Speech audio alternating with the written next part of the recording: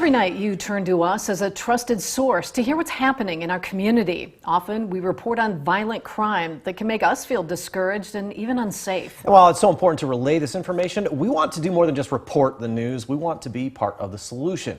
We've dedicated the entire year to doing that through Stateline Strong, an eyewitness news initiative with a simple goal to significantly reduce violence in our communities by collaborating with local organizations, agencies, and people.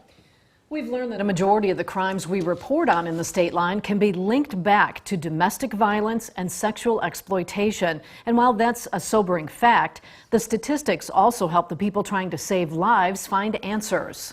Domestic violence is also the #1 police call in the city of Rockford. Numbers show a survivor is abused on average 7 times before the first call for help. Morning anchor Whitney Martin sat down with Jennifer Caciopaglia, the manager of the Mayor's Office on Domestic and Community Violence Prevention.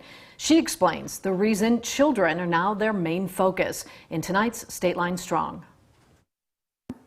Good evening, guys. Bottom line, that is where the city's research shows domestic violence starts, our children. A majority of the names of young suspects who were arrested for unrelated crimes can be found in past police reports as being a survivor or a witness to domestic violence or sexual abuse. And Jen says that means our children are dealing with unmitigated trauma. Their only choices in front of them were worse or horrible. It really helps us understand that we have a responsibility and an obligation to put different pathways in front of them. When you think of maybe a young boy who's inside a house, they see their dad committing domestic violence, that little boy is more likely to be an offender later on, right? Why?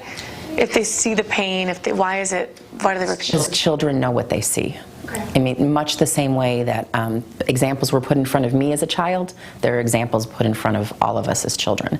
And if that is the only example, and if there is no pathway outside of the home that is saying that was not okay, this is not okay, here's a space for you to talk about this safely, and we're going to tell you that it was not okay, and here's a different way to do things. If the child doesn't have that, how in the world could we expect them as adults to find that on their own?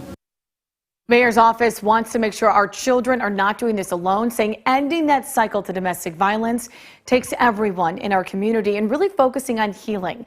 Right now, domestic violence making up nearly 40% of violent crime in our area.